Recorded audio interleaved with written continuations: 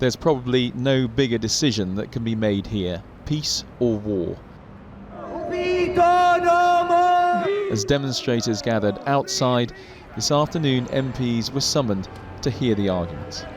Order! Order! David Cameron had originally thought the vote today would open the way for military action. Now he's had to accept that's no longer the case. If you agree to the motion I've set down, no action can be taken until we have heard from the UN weapons inspectors, until there's been further action at the United Nations and another vote in this House. But it was still clear he thought Britain should act. But on this issue, Britain should not stand aside. We must play our part in a strong international response. We must be prepared to take decisive action in order to do so. That is what today's motion is about, and I commend it to the House. Mr. Ed Miliband. The opposition's trying to amend the government motion, believing that's necessary to stop a rush to war.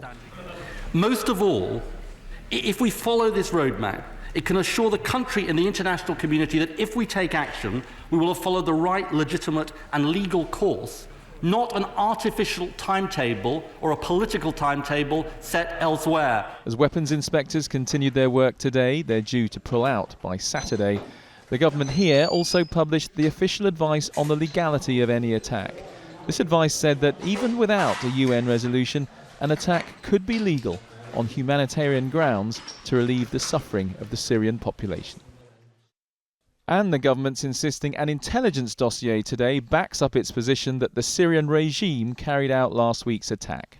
In a letter to the Prime Minister, the head of the Joint Intelligence Committee says there is no credible intelligence or other evidence to substantiate the claims or the possession of chemical weapons by the opposition. The Joint Intelligence Committee has therefore concluded that there are no plausible alternative scenarios to regime responsibility.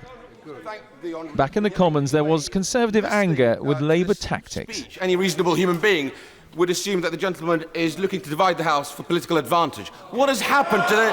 What has happened? What has happened to the national interest?